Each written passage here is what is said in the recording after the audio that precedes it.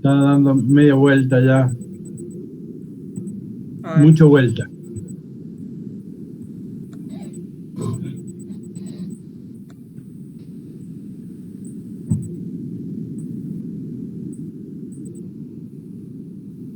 Bien, gracias, Santiago. De nada.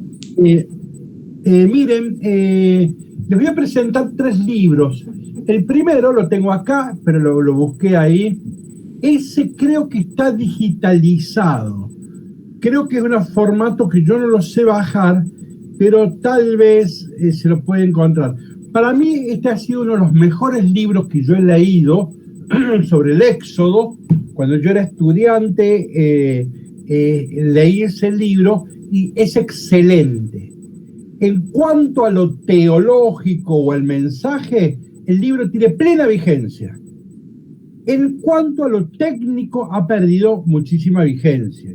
Toda la parte técnica del libro ya ha quedado muy desactualizado, ¿sí? Yo lo estudié cuando tenía 20 años, o sea que... Pero los mensajes, la reflexión sigue siendo sumamente actual. Y me gusta mucho el título, para mí es la clave del libro del Éxodo, de la servidumbre al servicio.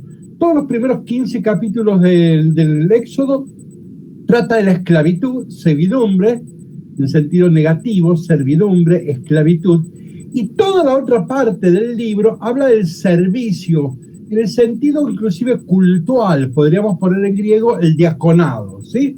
O sea, la primera parte, en hebreo usa la misma palabra, abad. Abad puede ser, es siervo, pero puede ser en el sentido negativo de la palabra, peyorativo, servidumbre, esclavitud, humillación, pero también se puede traducir en el sentido positivo, el servicio cultural o el servicio ético, ¿sí? Bueno, entonces el libro tiene 2 partes. La primera parte es el tema de la servidumbre y la segunda parte el tema de el servicio. El autor es excelente, ese editorial ya desapareció, por eso no van a poder comprarlo a este libro. Yo lo tuve que comprar 3 veces, me lo robaron 2 veces y ya no lo presto a nadie, pero ciertamente está desactualizado, pero el mensaje es excelente, así que yo lo recomiendo todavía muchísimo. El que voy a seguir yo es el que sigue, por favor, Santiago, el libro del Éxodo de Pablo Andignac.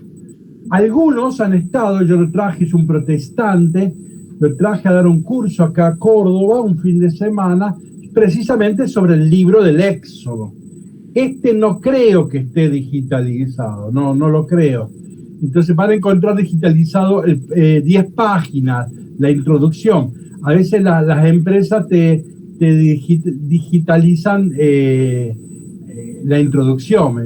Bueno, entonces el libro del Éxodo de Pablo Andignac, un protestante, muy bueno.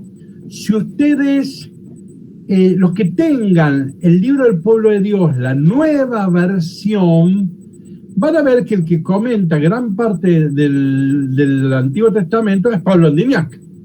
Lo van a ver como uno de los comentaristas. Es realmente muy bueno el libro. Yo voy a seguir fundamentalmente este libro. Hay uno tercero, que ahí está ese también, este es más voluminoso, creo que está digitalizado, ¿sí? El libro del Éxodo, realmente ya es un libro voluminoso, mucho, el de Andignac es voluminoso, pero este es mucho más, a ver, véanle ¿sí? Es un libro voluminoso, es grandote. Este es un católico, Osu también es católico, el que es protestante en India. Este también es un católico. Y ahora este es un hombre importantísimo. Si ustedes, cuando lean el documento de la Iglesia, la interpretación de la Biblia en la Iglesia, de la Pontificia Comisión Bíblica de 1993, ahí se lo cita personalmente. Hoy ha iniciado una corriente de interpretación muy apreciada por la Iglesia. es lo que se llama la lectura canónica de la Biblia. Lectura canónica de la Biblia. No voy a explicar eso yo ahora, ¿no? Esa línea de exégesis fue la que privilegiaba el Papa Benedicto XVI. El Papa Benedicto XVI, sobre todo, privilegió esta línea de interpretación que se llama la interpretación canónica de la Biblia. No hay tiempo para explicar. Pero quiero decir que es un grande. A mí no es el que más me gusta, pero es muy bueno. Es un excelente comentario. A mí no es el que más me atrae, pero es bueno. En realidad a mí el que más me gusta es el de Pablo Andignac. Bueno, para decir algo de bibliografía, entonces vamos entrando en tema. Entonces algo sobre contexto histórico. Lo primero, fíjense, es importante, si avanzar la diapositiva, Santiago, un cachito, fíjense, acá hay algo que hay que distinguir y tener claro. El libro del Éxodo, ¿a qué se refiere? Está tratando hechos que habrían sucedido en el 1250 antes de Cristo. 1250 años antes de Cristo. Pero este libro se escribe recién en el siglo VI antes de Cristo, 600 años después. Se empieza a escribir en el siglo VI antes de Cristo, se lo termina de escribir en el siglo IV antes de Cristo. O sea que el escritor no estuvo en los acontecimientos, no es un testigo presencial. Este libro se escribe 6 siglos después. Entonces, no hay un testigo presencial de los hechos. Esto habría sucedido en el 1250, se fue transmitiendo relatos de modo oral. Y probablemente algunas pequeñas partecitas muy menores alguien le habrá ido escribiendo, algunos poemas, ¿sí? Pero esto recién se va a escribir siglo VI después de Cristo, ¿sí?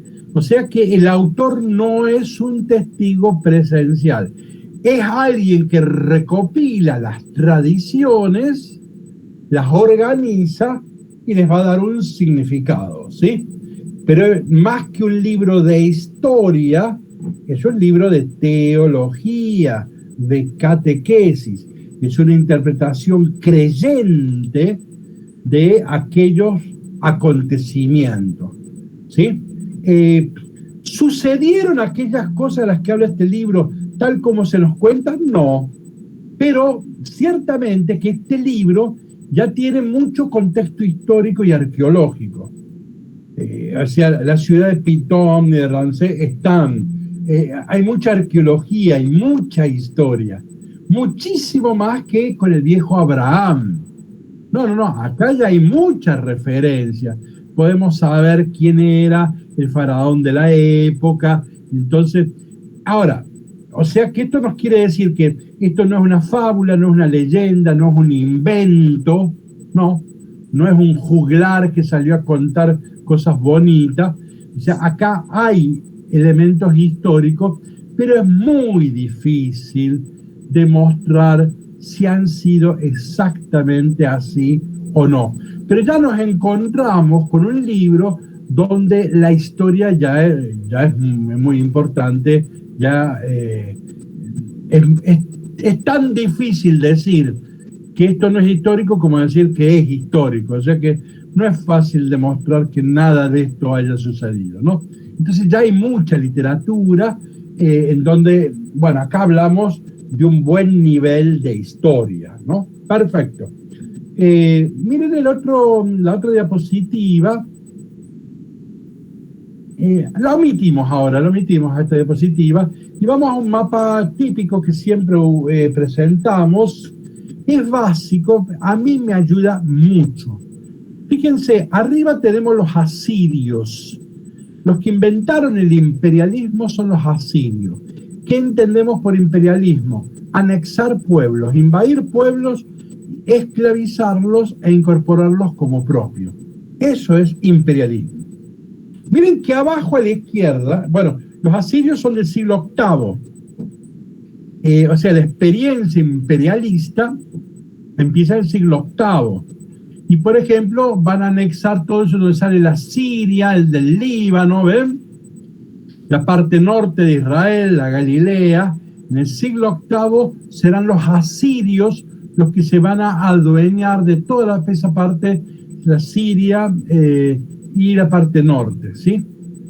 Después, en el siglo VI, están los babilonios a la altura de Jerusalén.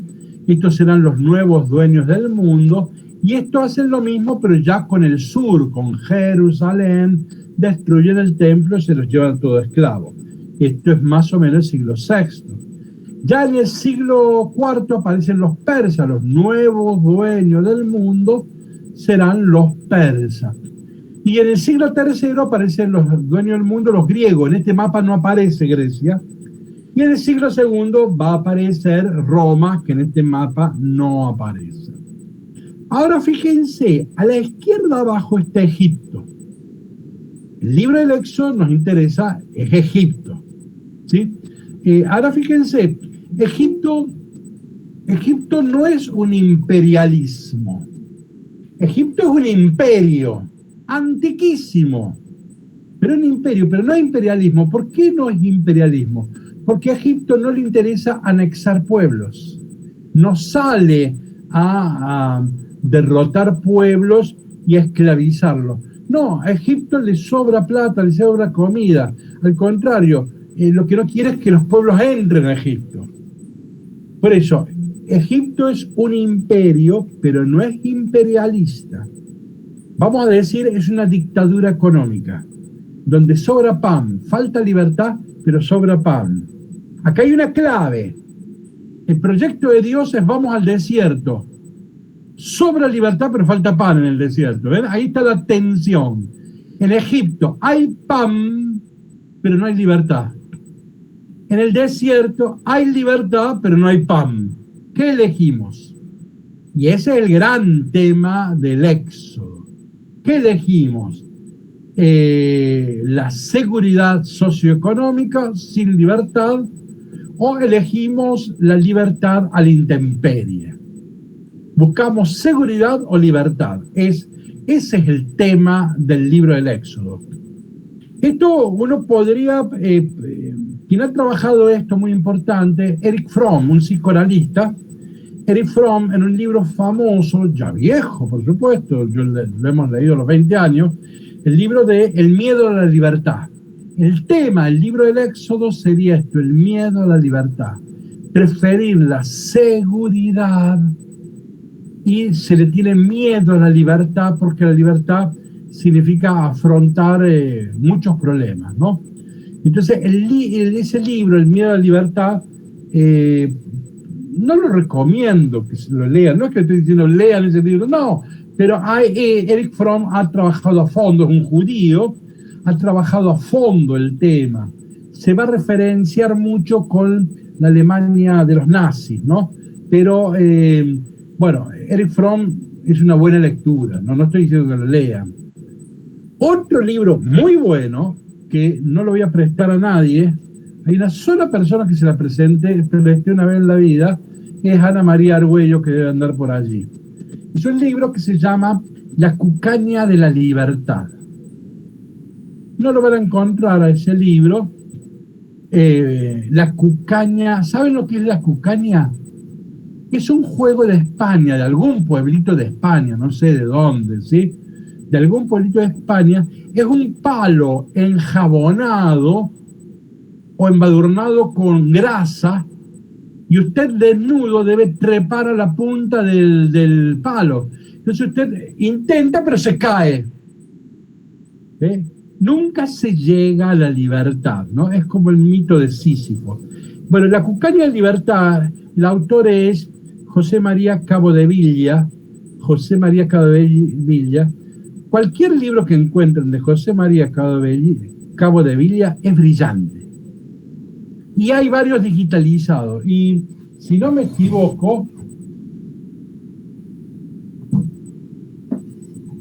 este libro está digitalizado. Santiago, bájalo y léelo. Bueno. Este es el libro para leer. Es sobre el cielo. Miren el título.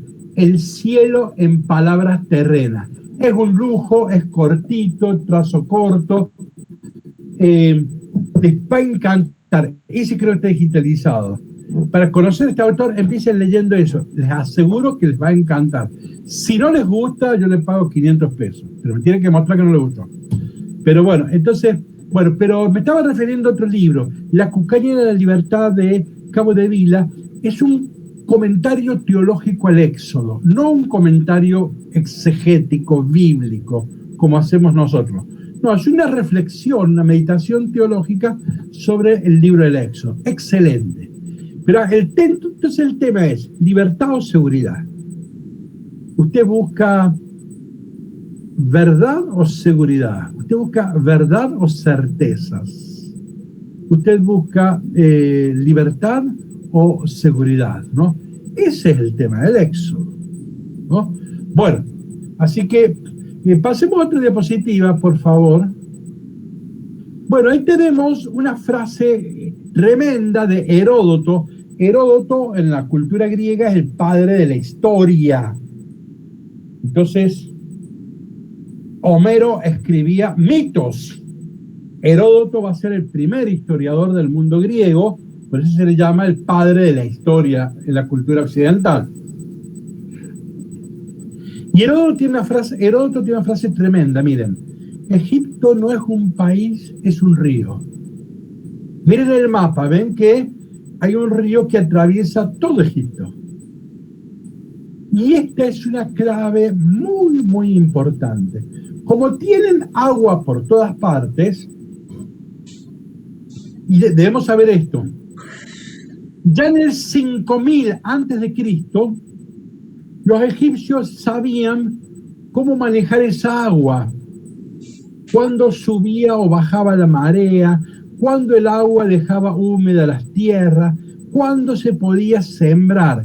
Ya en el siglo, ¿cuánto dije? En el 5000 antes de Cristo, ya manejaban perfectamente el sistema agrario. Piensen que el viejo Abraham es de 1850. 1850. Estoy hablando 5000 antes de Cristo. Entonces, ¿qué pasa? Ellos sabían cuándo había que trabajar. Por eso hablamos de dictadura económica. El Estado decidía cuándo vamos a trabajar. Y todos iban a trabajar.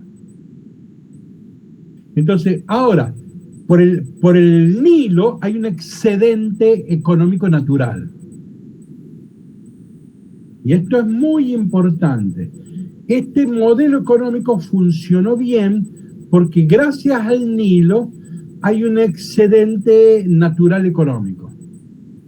Les pongo un ejemplo. Salomón quiso copiar este modelo económico.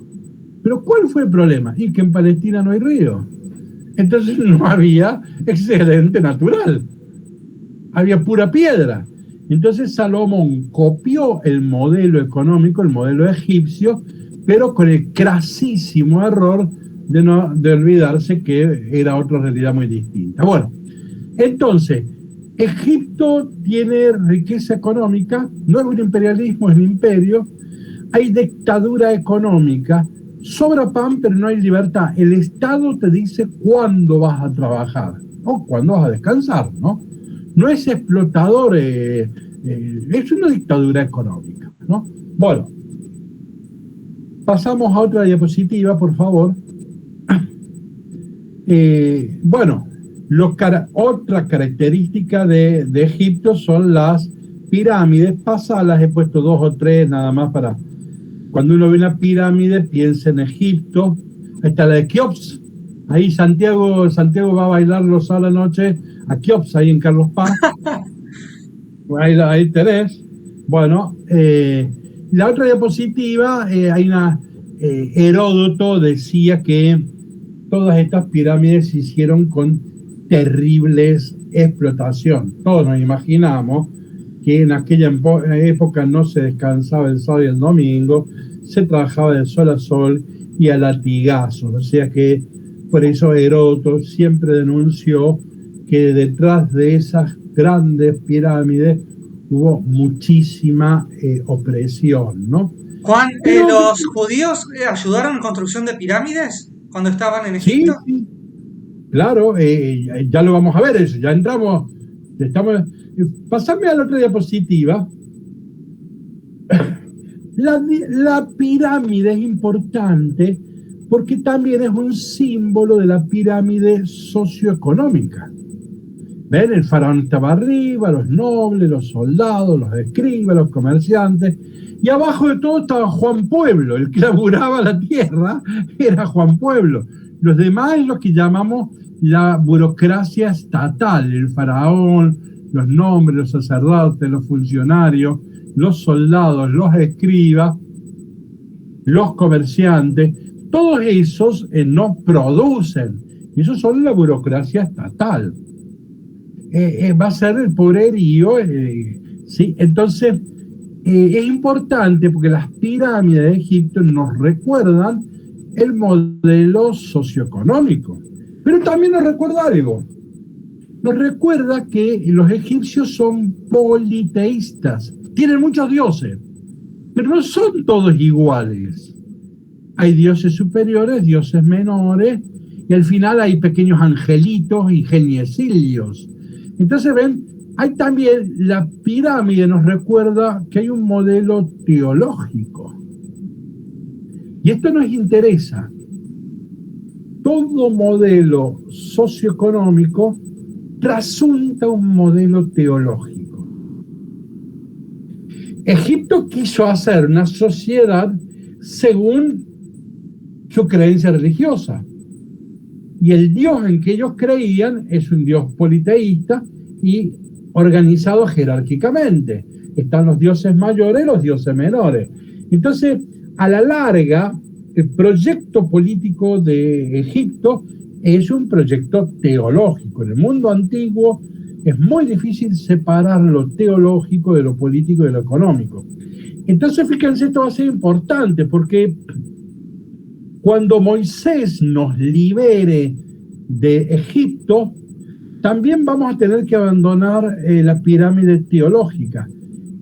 Con Moisés va a empezar a aparecer cierto monoteísmo. No un monoteísmo estricto, pero un enoteísmo va a aparecer. Entonces, ven, abandonar Egipto también va a significar abandonar un modelo teológico. Bueno, entonces, con esto hicimos una introducción y tenemos esbozado. Vamos ahora a la introducción, vamos a empezar a leer, ¿sí?, la diapositiva 14, y acá ofrezcanse varios. Miren, este texto está tomado del Génesis. Recordemos el Génesis, 1 al 11, la historia de pecado, 12, Abraham, después viene Isaac, después viene Jacob. Jacob tiene 12 hijos, el menor a José lo venden de esclavo los hermanos y van a parar a Egipto. Pero José, que era un tipo inteligente, fue ascendiendo y logró ser el ministro de Economía de Egipto. Era el visir, era el número 2 del faraón. Entonces, claro, en tiempo de José había 6 años de vacas gordas y 6 años de vacas flacas. Entonces el faraón le encomienda que haga un proyecto económico a José. Y José va a hacer una reforma agraria. Y entonces vamos a leer lo que hizo José. José es el ministro de Economía y tiene que resolver la crisis económica, ¿sí? Entonces, adelante. Quien quiera, empiece a leer, por favor. Mónica, padre. Como la escasez era muy grande y estaban exhaustos por el hambre, así José pudo recaudar todo el dinero que circulaba como pago por los víveres que compraban y guardó ese dinero en el palacio del faraón. Y cuando ya no hubo más dinero, los egipcios acudieron en masa a José para decirles: danos de comer. ¿Por qué tendremos que morir por falta de dinero? Seguí leyendo. José respondió: si ya no hay más dinero, entreguen su ganado y yo les daré pan a cambio de él. Ellos trajeron sus animales a José y él les dio pan a cambio de caballos, ovejas, vacas y asnos. Y durante aquel año los abasteció de víveres a cambio de todos sus animales. Al año siguiente vinieron otra vez y dijeron a José: ya se ha terminado todo el dinero y los animales te pertenecen. No podemos ocultarte que no queda nada a tu disposición, fuera de nuestras personas y nuestras tierras. Aduéñate de nosotros y de nuestras tierras a cambio de pan. Así el faraón será dueño de nosotros y de nuestras tierras. Danos solamente semilla para que podamos sobrevivir. De lo contrario, nosotros moriremos, el suelo se convertirá en un desierto. De esa manera, José adquirió para el faraón todas las tierras de Egipto, porque los egipcios, acosados por el hambre, vendieron cada uno su campo. La tierra pasó a ser propiedad del faraón y el pueblo quedó sometido a servidumbre de un extremo al otro del territorio egipcio. Entonces José dijo al pueblo: ustedes y sus tierras pertenecen al faraón, porque yo los he comprado. Aquí tienen semilla para sembrar esas tierras. Pero cuando llegue la cosecha, ustedes deberán entregar al faraón una quinta parte de los productos y conservarán las 4 partes restantes para sembrar la tierra, para alimentarse ustedes y sus familias y para dar de comer a los niños. Ellos exclamaron: tú nos salvaste la vida, te agradecemos que nos hayas puesto al servicio del faraón. Entonces José promulgó una ley agraria en Egipto, por la cual una quinta parte de las cosechas corresponde al faraón. Bien, fíjense la reforma agraria que hizo. ¿Qué hizo José? Inició la esclavitud. Le fue comprando el dinero, las vaquitas, los cuerpos, o sea, las personas. Ahora te pertenecemos, somos esclavos. O sea que, según la Biblia, José es el que inició el sistema de esclavitud en Egipto. Es terrorífico. Bueno, pero tenemos ahí entonces la situación. Fíjense, entonces el sistema de esclavitud lo inicia el mismo José. Entonces, recuerden qué es un esclavo. Aristóteles define el esclavo así: el esclavo es capital con alma. ¿Qué es un vehículo? Es capital sin alma. ¿Qué es una pala? Una pala es capital sin alma. ¿Qué es un esclavo? Capital con alma. Porque la pala no tiene alma, no se mueve por sí mismo.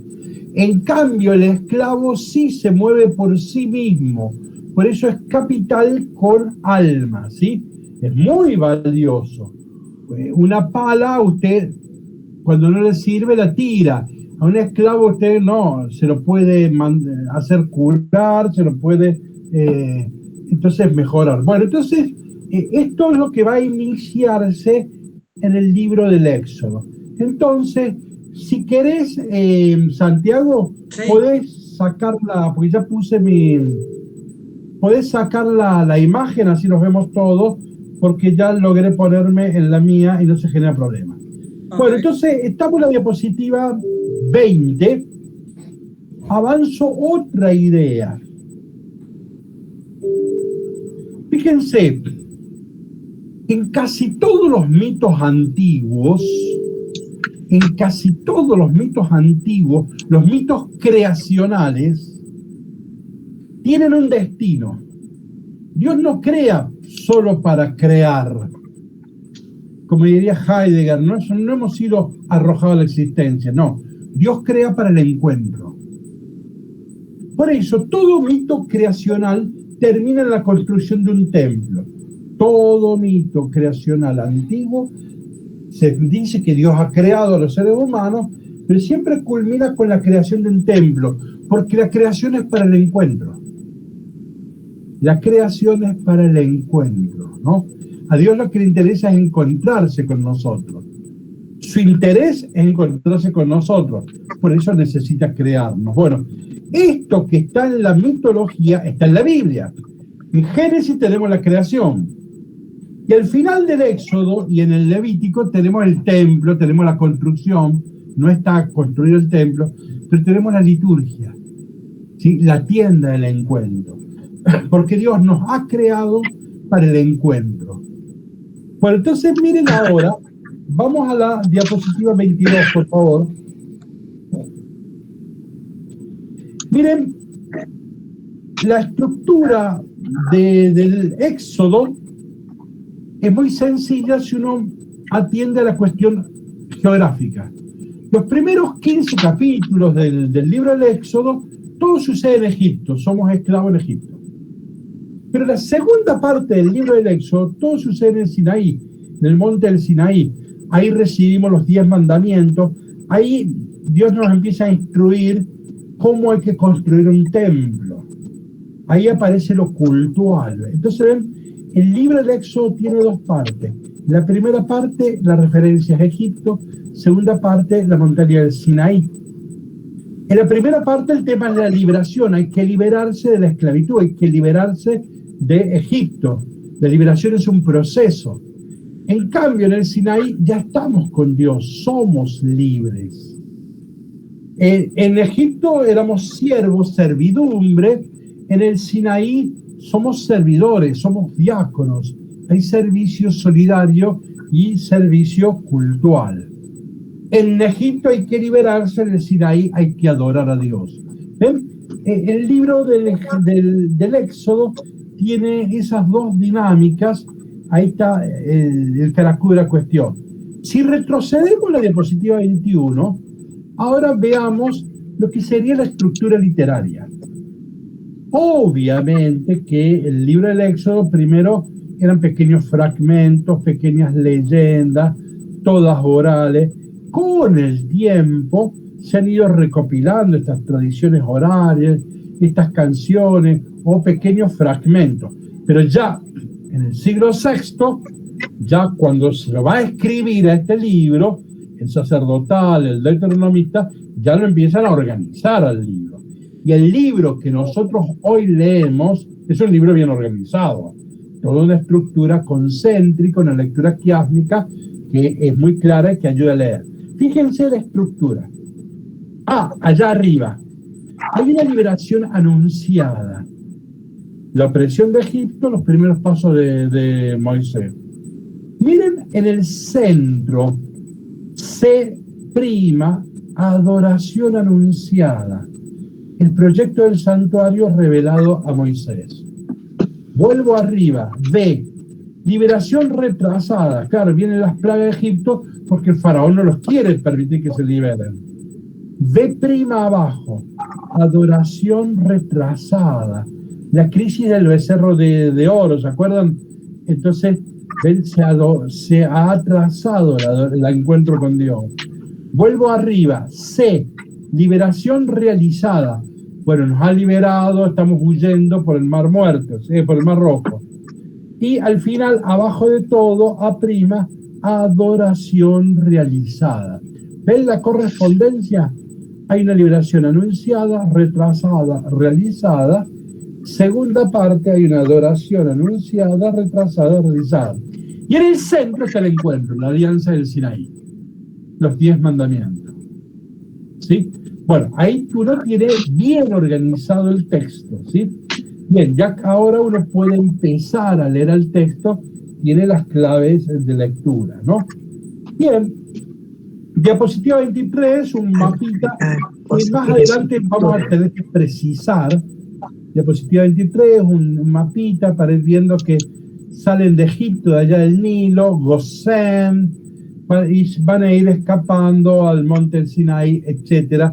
Ahora no nos detenemos. En la 24 hay otro mapita, sobre eso vamos a detenernos en otra oportunidad. Diapositiva 25, otro mapita, ¿sí? Vamos ahora en concreto a lo nuestro. Me ha gustado el título que pone Luis Alonso Shecker en unas meditaciones. Al capítulo 1 del Éxodo le llama el adviento de los israelitas, porque están esperando que nazcan los niños, ¿eh? Adviento. Y el capítulo 2, cuando nace Moisés, le llama la Navidad de los israelitas. Me parece linda imagen, pero además para la relectura teológica para nosotros es importante. Nosotros sabemos que cuando Mateo narra el nacimiento de Jesús, que Herodes quiere matar a Jesús, a los niños, está inspirado en el libro del Éxodo. Así que como una buena sugerencia teológica están estos títulos, para después aprovechar esto a nivel catequístico, a nivel espiritual. Estos títulos son muy decidores, ¿sí? Entonces ahí les mandan un mensaje a algunos, a Betty y Juan Carlos, que apaguen el micrófono. Bueno, entonces el título es teológico, es catequístico, espiritual. Me gustó mucho, lo conservo, ahí está. Vamos ahora sí a empezar a leer Éxodo 1. Por favor, alguien que se ofrezca. Lo que está entre paréntesis lo puse yo, no hay que leerlo, ¿sí? Así que arrancamos. Éxodo 1:1 en adelante. Quien quiera leer, lea, por favor.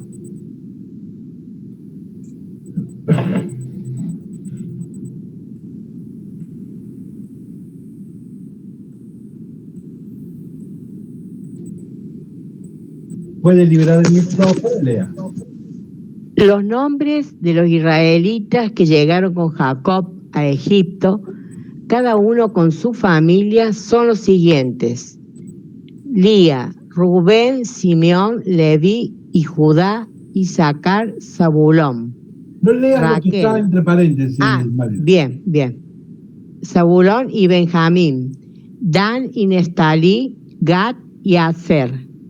Los descendientes de Jacob eran en total 70 personas. José ya estaba en Egipto. Fíjense, empieza con un listado de nombres, empieza con una genealogía, como el Génesis. Sí. Como Mateo. ¿Ven? Empieza con una genealogía. Lo interesante es que la genealogía la presenta según las madres.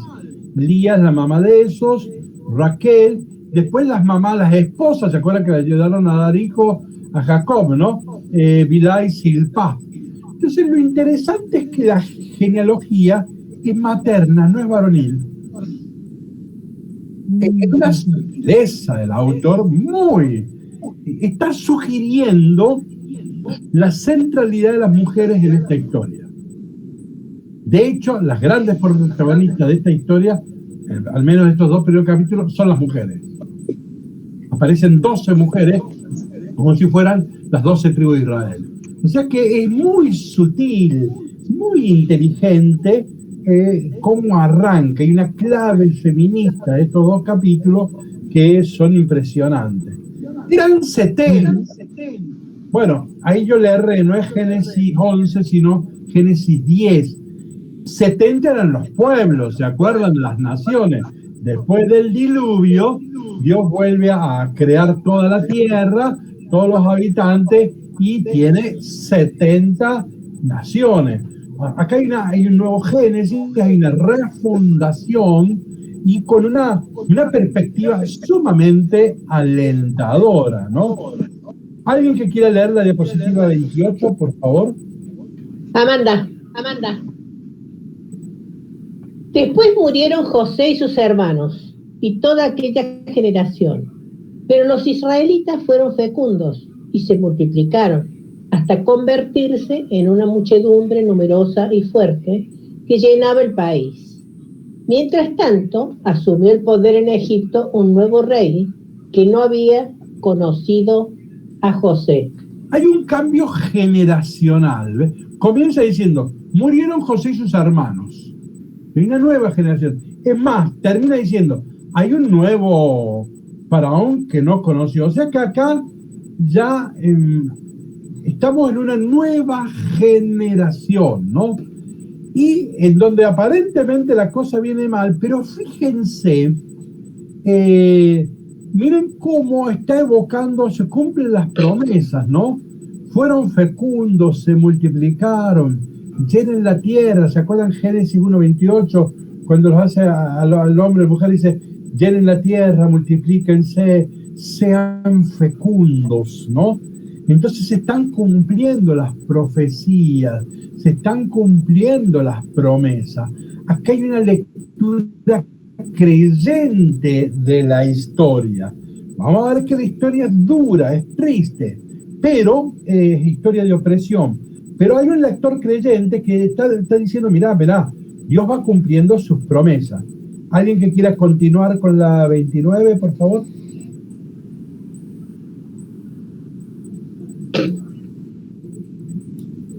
María Elena, padre. Él dijo a su pueblo, el pueblo de los israelitas es más numeroso y fuerte que nosotros. Es preciso tomar precauciones contra él para impedir que siga multiplicándose. De lo contrario, en caso de guerra, se pondrá de parte de nuestros enemigos, combatirá contra nosotros y se irá del país. Acá hay una paradoja impresionante. La bendición se convierte en tragedia. Lo que era bendición y buena noticia, que nos vamos multiplicando, el faraón lo lee desde el miedo.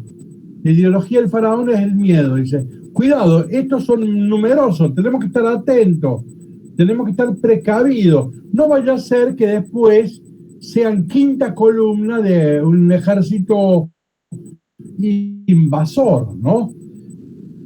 Entonces, ven, lo que para Dios era una buena noticia, se cumplen las promesas, o lo que para el lector creyente era una buena noticia, acá hay otra lectura. El faraón hace otra lectura. Dice, cuidado, estos son numerosos, se van a hacer alianza con otros pueblos y nos van a derrotar, ¿no? ¿Alguien que quiera leer la diapositiva 30, por favor? Yo, padre. Dale, Paula. Entonces los egipcios pusieron a Israel a las órdenes de capataces para que los oprimieran con trabajos forzados. Así, Israel construyó para el faraón las ciudades de almacenamiento de Pitón y Ramsés. Es que hay trabajos forzados, les puse en hebreo abad es siervo, ¿no? Santiago, el Ebed de Yahvé, ¿no? Es que sí, es siervo, ¿no? Ahora, siervo a veces, en palabras duras, servidumbre, esclavitud, humillado, pero a veces puede ser el servidor diaconal, ¿no? Bueno, fíjense, bueno, ahí están Pitón y Ramsés, miren ese mapita, diapositiva 31, ven, allá arriba tienen Ramsés, Gosén y Pitón. Ven que son referencias históricas, arqueológicas muy concretas. Acá no estamos contando una fábula. Lo que se está narrando se lo está referenciando a lugares muy concretos. Sigamos leyendo diapositiva 32. Quien quiera leer, por favor. Yo, padre. Pero a medida que aumentaba la opresión, más se multiplicaba y más se expandía. Esto hizo que la presencia de los israelitas se convirtiera en un motivo de inquietud. A mayor opresión, más se multiplicaban. ¿Ven? Hay dos miradas. El historiador diría, los están oprimiendo. El creyente dice, sí, pero Dios los está bendiciendo, ¿no? Adelante, sigamos leyendo. María Fernanda querrá leer por ahí, me imagino. ¿O no está hoy? Bueno, adelante, quien quiera leer. Por eso los egipcios redujeron a los israelitas a la condición de esclavos y les hicieron insoportable la vida, forzándolos a realizar trabajos extenuantes, la preparación de la arcilla, la fabricación de ladrillos y toda clase de tareas agrícolas. Además, el rey de Egipto se dirigió a las parteras de las mujeres hebreas. Una de ellas se llamaba Sifrá y la otra Puá, y les ordenó: cuando asistan durante el parto a las mujeres hebreas, miren bien el sexo del recién nacido. Si es un varón, mátenlo, y si es una niña, déjenla vivir. Pero las parteras tuvieron temor de Dios y en lugar de acatar la orden que les había dado el rey de Egipto, dejaban con vida a los varones. El rey las mandó llamar y les preguntó, ¿por qué han obrado así y han dejado con vida a los varones? Y ellas les respondieron, porque las mujeres hebreas no son como las egipcias, tienen mucha vitalidad y antes que llegue la partera ya han dado a luz. Por eso Dios fue bondadoso con las parteras. El pueblo creció cada vez más y se hizo muy poderoso. Y como ellas habían obrado con temor de Dios, Él les concedió una familia numerosa. Entonces el faraón dio esta orden a su pueblo: arrojen al Nilo a todos los varones recién nacidos, pero dejen con vida a las niñas. Como no podían abortarlas porque las hebreas eran daban mucha vida por todos lados, y cuando la partera iba a hacer el aborto ya habían nacido, entonces al final dio una ley general: todo varoncito lo tiran al Nilo, ¿no? Bueno, vamos ahora a algunos comentarios. Diapositiva 34, ya lo dije, hay una genealogía desde la mujer, probablemente anticipando el protagonismo que va a tener las mujeres. Diapositiva 39, es señalado cómo se va llenando el país, el 70 como plenitud, se cumplen las promesas, pero cuidado, la última frase en rojo: la bendición se convierte en tragedia. El traer muchos chicos al mundo va a significar el horror de que se va a matar a muchos chicos, ¿no? Bien, diapositiva 42. Miren, vamos a ver que en capítulo 1 y 2 aparecen 12 hijas. No es que son 12 hijas, 12 mujeres, ¿sí? Así como Jacob tenía... ¿Cuántos hijos tuvo Jacob?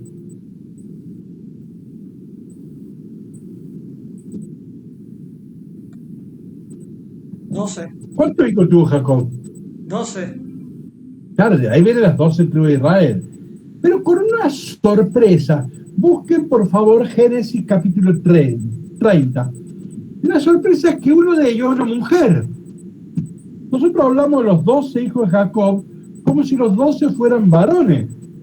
¿Y cuál es la sorpresa? Siempre nos olvidamos que uno de los 12 es una mujer. Ahí lo tenemos en el Génesis capítulo 30. Ahí está la historia de Raquel. ¿Se acuerdan que Raquel era la más bonita, pero no le daba hijos a Jacob? Tenía cerrado, ¿sí?, el vientre, entonces no le daba hijos. Al final le dio uno nomás. Y la hermana, ¿se acuerdan que dice que Raquel era bonita? Y Lía era simpática. Creo que cuando te inventan a bailar te dicen, ¿qué tal de bonita? Es simpática. Entonces, bueno, Jacob primero quiso casarse con Raquel, pero el suegro, Labán, le dijo, no, primero te casas con Lía, pero no quería que le quede de monja.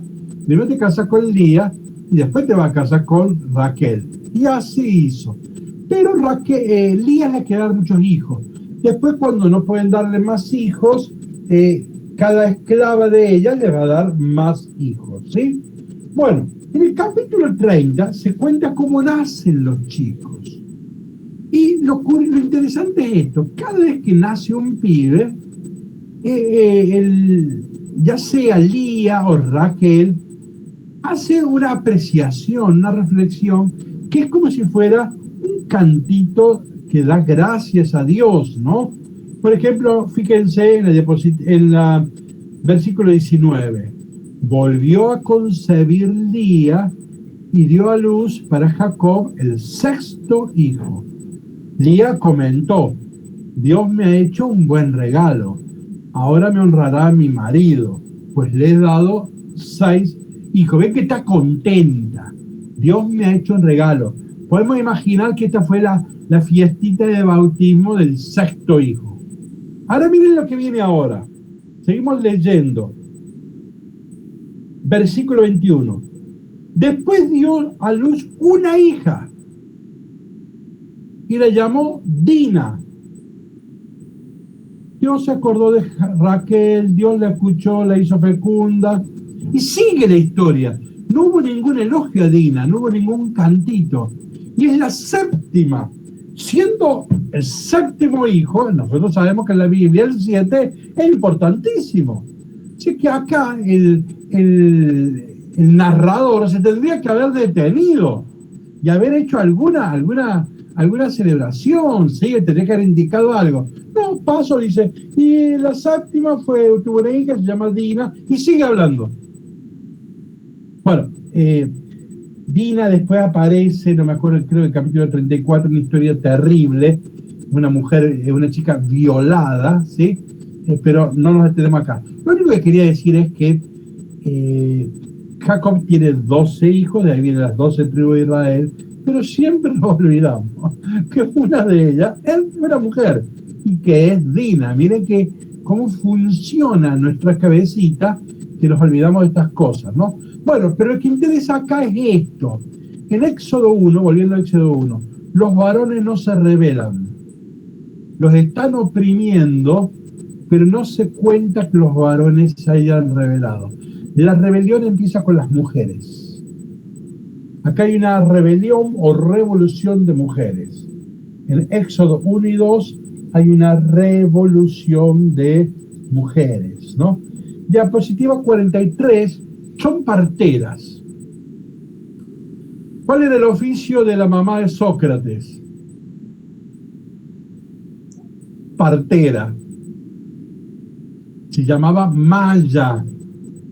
Partera. Sócrates, un filósofo, quiere ayudar a pensar. Entonces él decía, el filósofo es como un partero, hace parir conceptos. De hecho, concepto en latín se define como partus mentis, como parto de la mente. Concepto viene de concebir, ¿ven? Concepto es concebir, es parir. Bueno, el método socrático es la mayéutica, porque la mamá se llamaba Maya, que era partera. Pero lo que voy a esto, el oficio partero es muy importante en el mundo antiguo. Ustedes piensen que los varones no sabían nada de estas cosas, pero nadie sabía esto. Pero además acá había respeto y temor, porque estaba vinculado a la vida y a la muerte. Y si te moría un chico, podía ser acusado de mala praxis. O sea, era una cosa muy difícil. Había respeto, era una sabiduría.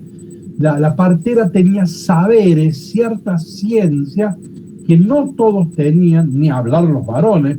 Por eso cuando el faraón les va a decir, che, ¿por qué siguen naciendo chicos? Ellos le dicen cualquier mentirilla y él no tiene nada que decirle. No, mirá, las hebreas paren hijos así como quieren, ¿no? ¿Sí? Entonces, ellas lo pueden engañar porque un varón no sabe nada de estas cosas, ¿no? Entonces, pero cuidado, ellas tienen cierto saber y también se las mira con respeto porque el trabajo de ellos es legal, el trabajo es ritual, ¿sí? Recuerden que después hay que circuncidar, recuerden que hay que cortar el ombligo, etc. Así que era una cuestión ritual, legal, de vida o muerte, era una cosa muy seria. Exagerando un poco, pero no mucho, miren el último renglón de la diapositiva 43. Acá se está aludiendo a el conflicto de ciencia versus el poder político. La universidad versus el gobierno. La universidad es el lugar del estudio, de la reflexión, es el de la ciencia, se supone es el espacio de la libertad, versus a un faraón que necesita, ¿sí?, que haya muerte, que haya opresión, ¿no? Entonces acá uno exagerando un poco, pero no tanto, dice acá nos vemos con un conflicto. Pero bueno, ahí están las dos mujeres. Diapositiva 44.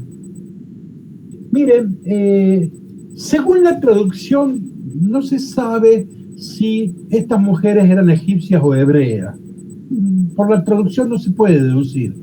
Si eran egipcias, que es lo que a uno le simpatiza, uno diría sí, era razonable, porque entonces el faraón les puede confidenciar su plan, que él quiere matar a los varones. Y puede contar la complicidad de las egipcias para que asesinen a los niños. Por eso es probable que hayan sido egipcias. Si ya hablan de que tenían el temor de Dios, bueno, que el temor de Dios eran los paganos eran los que tenían, se llaman los que tienen el temor de Dios, o sea que probablemente son egipcias, estas mujeres, ¿no? Entonces acá muy interesante, aparecen las grandes matriarcas que defienden la vida, y gracias a él va a venir Moisés, son paganas. Así como Ruth la Moabita fue la abuela de David. ¿Ven cómo el Mesías va a venir de una pagana? Acá el caudillo Moisés va a venir de paganas. En la Biblia eso tiene una lógica muy, muy interesante. Mira otra cosa muy curiosa, diapositiva 46. El faraón le dice, miren a las hebreas, y si es nena, la salvan, y si es varoncito, lo tiran así, lo matan. Ese verbo mirar en hebreo tiene que ver con el otro. Dice la Biblia que las parteras tuvieron temor de Dios. En hebreo, mirar y temer es un juego fonético, se llama una anagrama. Pasen la otra diapositiva, les voy a recordar qué es un anagrama. Muchos se acordarán, yo no. Pero el anagrama, miren, aná en griego es dar vuelta y grama es letra. Miren los ejemplos. Amor, si doy vuelta a la palabra amor, da Roma. Si doy vuelta a la palabra Omar, da Mora. Doy vuelta a la palabra monja, da jamón. Doy vuelta esponja y me da japonés. Eso es un anagrama. Cuando una misma palabra, o sea, dos palabras, son una, el reverso de la otra. Entonces, miren y temen es un anagrama. Entonces, el faraón quiere que miren para matar. Ellas dan vuelta el sentido de la palabra y ellas temen a Dios para defender la vida. Han preferido con libertad desobedecer al faraón, el faraón las puede matar, ¿sí? Por temor a Dios. Bueno, es interesante el argumento, diapositiva 49. Yo voy a decir algo que no va a sonar bien, ¿sí? Me estoy arrepintiendo de decirlo. Voy a decir algo que no suena bien. ¿Cuál es el argumento de las parteras? Miren, las parteras dicen ahí en hebreo, esas palabras que están allí. ¿Cuál es el argumento de las parteras? Dicen, ¿saben qué pasa? Las hebreas son como animales. Entonces los cachorritos se les caen.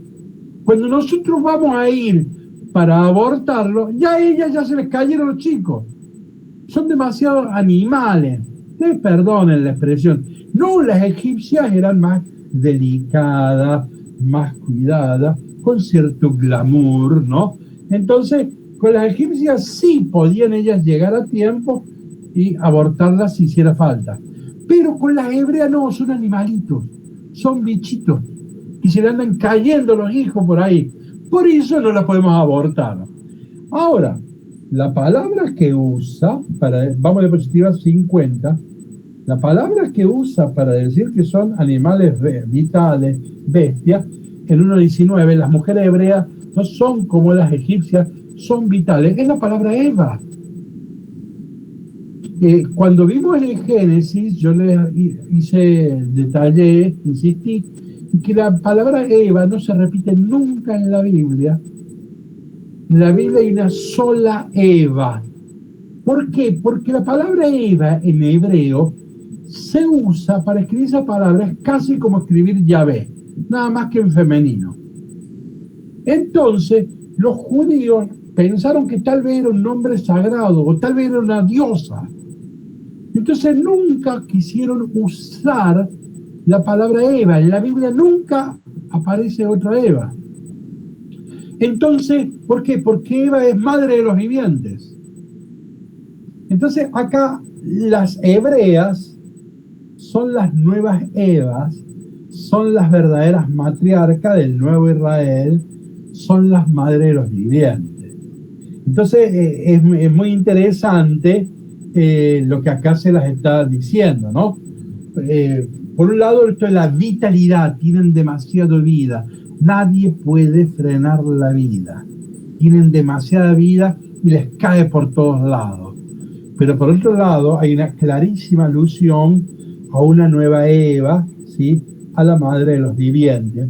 Para ir redondeando, fíjense diapositiva 51. En el capítulo 1 aparece 12 veces la palabra vinculada a la palabra vida. Esto es interesantísimo. 12 también en la Biblia es un número de plenitud. Entonces, ve, acá el tema es defender la vida, cuidar la vida, ser madre de los vivientes, ¿no? Opuesto al faraón que quiere reprimir, eliminar la vida, ¿no? Las parteras tienen nombres, son personas, hacen bien. Este faraón no tiene nombre. ¿Por qué? Porque para la narrativa este faraón es todos los faraones. El faraón, en la medida que es autor de muerte, le cabe este relato. Bueno, terminando voy a poner una frase feminista de una biblista feminista muy importante. Voy a mostrar el libro feminista y nos vamos.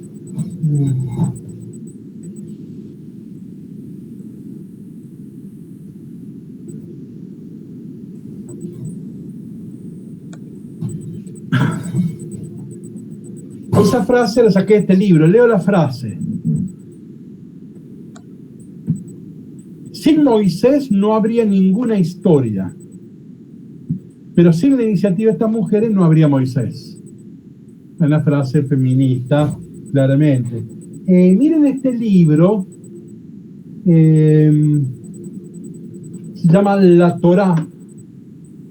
Este libro, este es un tomo que van a terminar siendo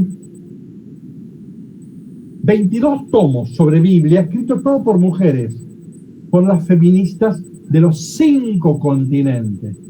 La que lidera, una de las que lidera, ustedes la conocerán ahí la tienen, a Mercedes Navarro Puerto. ¿La ven? ¿La ven? La que parece más jovencita, más abajo. Esa es Mercedes Navarro Puerto. Bueno, las que dirigen, algunos de ustedes las conocen porque nosotros la trajimos aquí a Córdoba a dar un curso sobre exégesis y hermenéutica feminista. Bueno, estas mujeres, esta es una obra de los 5 continentes y van a ser 22 volúmenes, yo tengo 3 o 4 nomás, pero el tomo 1 está dedicado al Éxodo. Entonces, estas frasecitas así que yo he sacado sueltas, miren que es un libro voluminoso, miren que es alto, no es un libro, o sea que acá hay mucho papel. Bueno, de ahí saqué esta frase, ¿sí? Bueno, ¿nos entendimos? Disculpen, lamento el haber arrancado tan tarde, bueno, estas idas y vueltas que bueno, ¿qué va a hacer? Pero bueno, por lo menos vimos el capítulo 1. Algo muy importante. El martes que viene sí voy a dar clase, ya les he mandado un mail, porque se suspendió la reunión de cura. A mí me parecía muy raro que los curas se juntaran a estudiar, así que no, en realidad fue una falsa ilusión mía, no hay reunión de estudio, nada. Así que, bueno, yo voy a dar clase normalmente y estaré en la parroquia haciendo las actividades que ordinariamente hago. O sea que el martes, la semana que viene, no coman mucho libros porque si no van a estar con poco ánimo para estudiar. Pero entonces, el martes de la semana que viene, seguimos la clase normalmente con el Éxodo capítulo 2.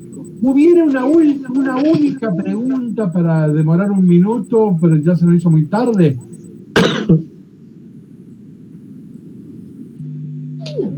Hola, bueno, padre. Sí, a ver. Acá Jorge Alfaro.